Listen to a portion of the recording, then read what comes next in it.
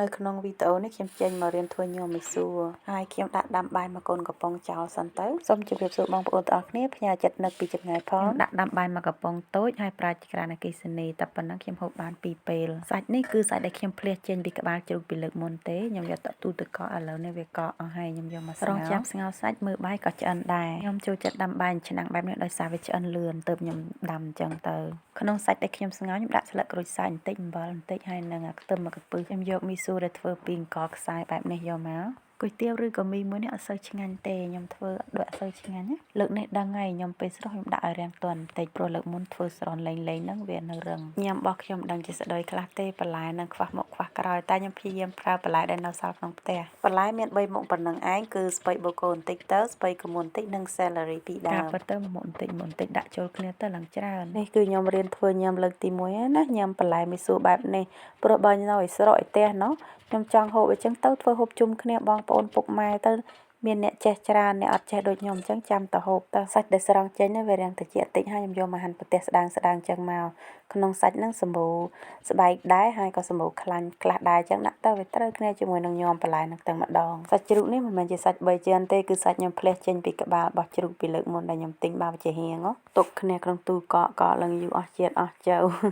នេះបើសិនជាខ្ញុំធ្វើហូបម្នាក់ឯងខ្ញុំដាក់ប្រហុកចូលហើយប៉ុន្តែនេះអត់ទេខ្ញុំអត់បានដាក់ចូលទេខ្ញុំប្រើទឹកត្រីខ្ញុំប្រើខ្ទឹមសមកកំពឹសហើយនិងខ្ទឹមក្រហម2ដុំទូចចឹងទៅដាក់ចូលទៅកូរជាមួយក្នុងសាច់នឹងឯងគ្រឿងបន្ថែមរសជាតិខ្ញុំដាក់ទឹកត្រីបន្តិចទឹកស្អ៊ីវបន្តិចទឹកស្អ៊ីវមាន2ប្រភេទហើយខ្ញុំដាក់អំបិលចូលបន្តិចបើគ្រឿងម្ជូរខ្ញុំប្រើក្រូចឆ្មា3ចំណិតច្បាច់ចូលកូរក្នុងនឹងតែម្ដងរួចហើយយកមកចាក់ចេះធ្វើទេណាបានដឹងក្បួនពីណាពីណីទេម្ទេសដែលមិត្តភ័ក្ដិឲ្យហ្នឹងក៏យកមកដាក់លាយជាមួយមកប្រញ៉ាំមានម្ទេសហុយម្ទេសស្រស់ក៏អត់មានប្រើម្ទេសក្រៀមនៃមិត្តភ័ក្ដិគាត់ឲ្យហ្នឹងទៅមែនតើទៅបើអ្នកដែលគាត់អត់ហូបប៊ីចេងណាគឺគាត់ថាឆ្ងាញ់ល្មមហើយបើគាត់ដាក់ស្ករខ្ញុំអត់ហូបស្ករទេតែហូបប៊ីចេង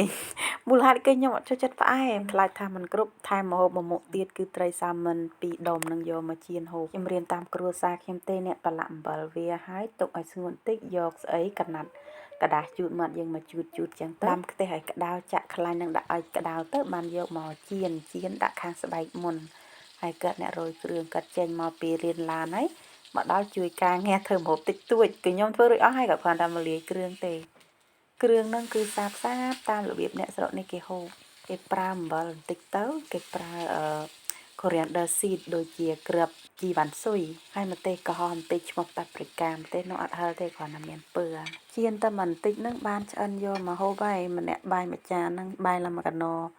ហើយនេះនឹងហើយអាហារថ្ងៃត្រង់របស់ពួកខ្ញុំសូមអញ្ជើញហូបអាហារថ្ងៃត្រង់ជាមួយនឹងពួកខ្ញុំទាំងអស់គ្នាម្ហូបមានតែប៉ុណ្្នឹងឯងអរគុណច្រើនជម្រាបលា